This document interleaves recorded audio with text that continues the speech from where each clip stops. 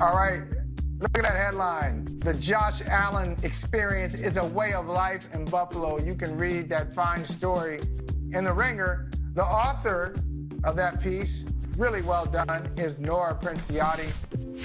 We hang out with Nora every now and then, get her on the three-way, talk about football, talk about life. What's up, Nora? How you doing?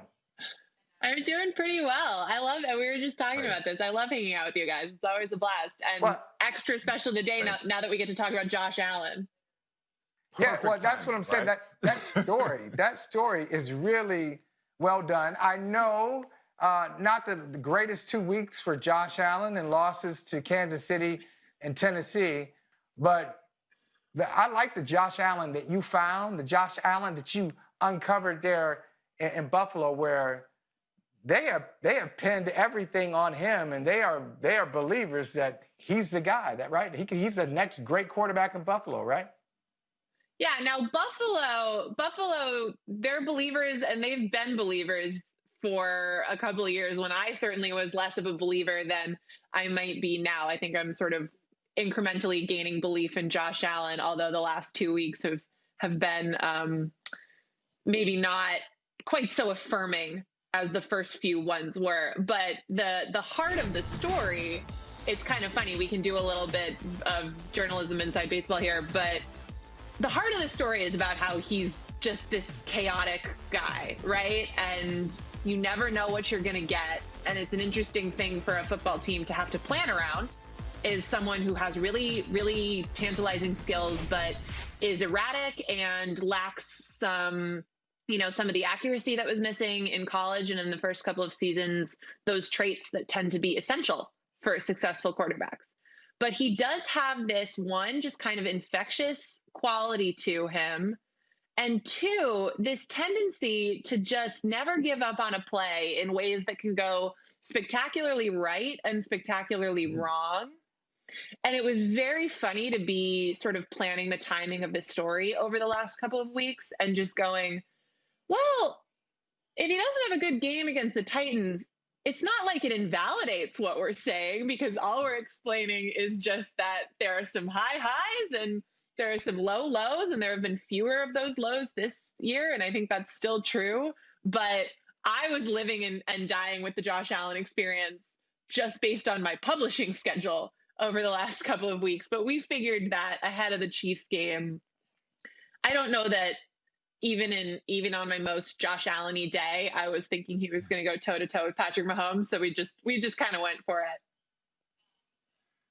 I want to talk to you about the Chiefs, though, because yesterday, like a lot of people, we talked about, best team in the NFL. Steelers make a statement against Cleveland.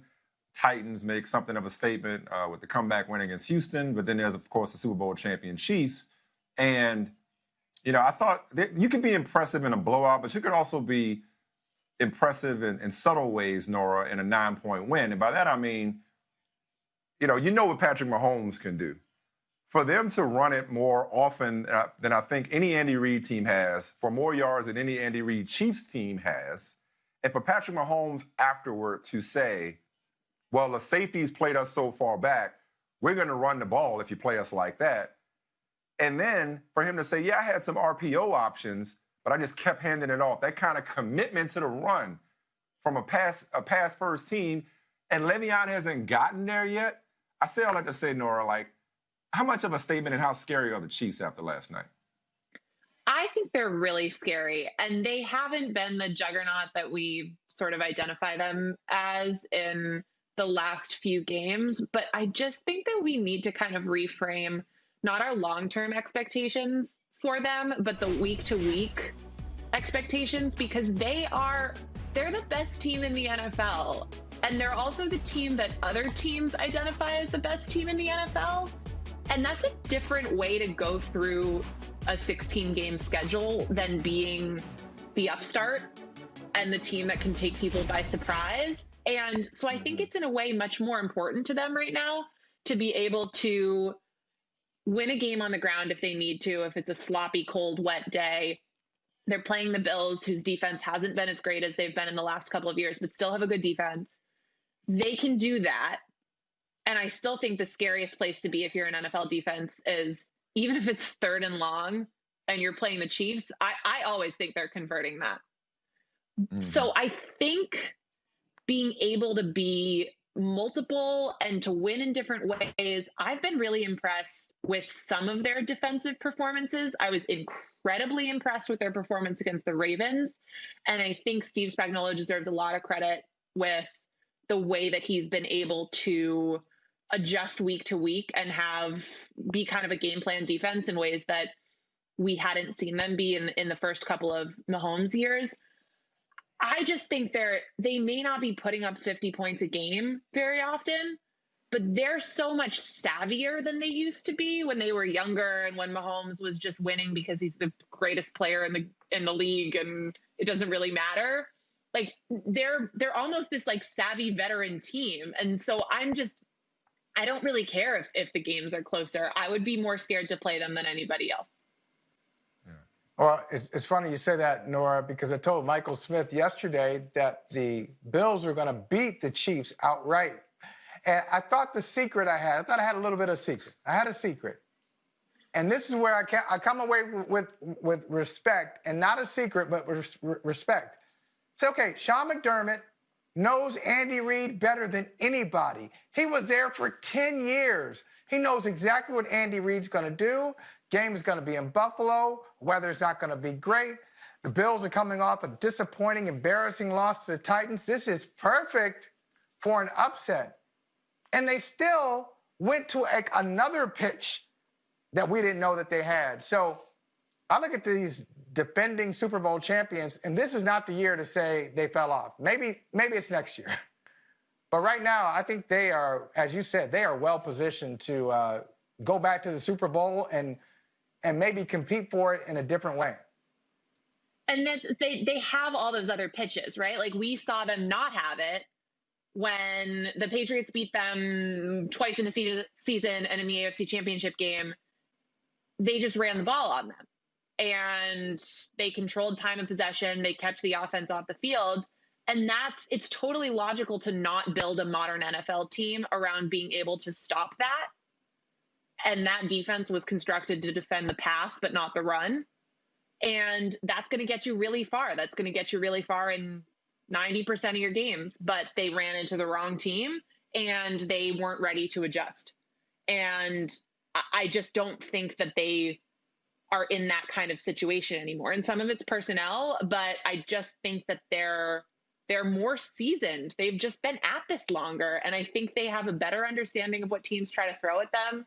And I think they never panic.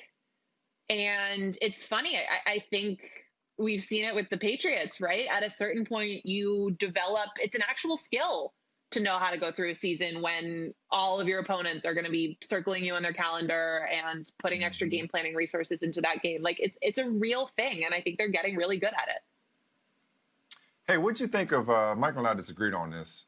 What'd you think of the timing of the Dolphins going to Tua time? I thought it was curious because I know how the movie ends with Fitz, but it was kind of just getting good and the Dolphins are competitive. I felt like they didn't have to turn it over now. What'd you think of that move?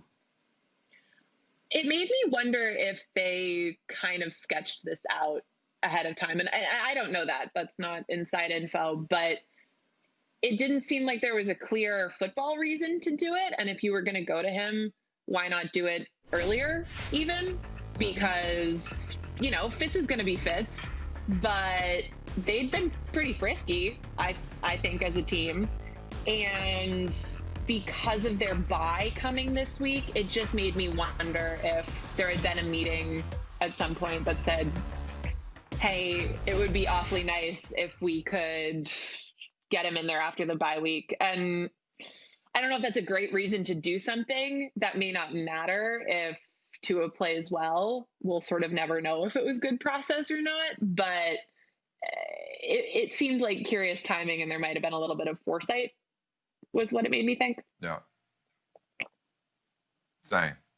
Hey, Nora, thank you so much. It is always, Michael, I was saying, it's always such a good vibe when you hang out with us. Like, you really are our sister from another mister. We were just talking about that. You just made my day. We appreciate you. Thanks for making the show. Best part of the show. That's right. Thanks, guys. Had to come back. All right. Hi, I'm Mike Tirico, and thanks for watching. Make sure to hit subscribe for the latest news and highlights from NBC Sports.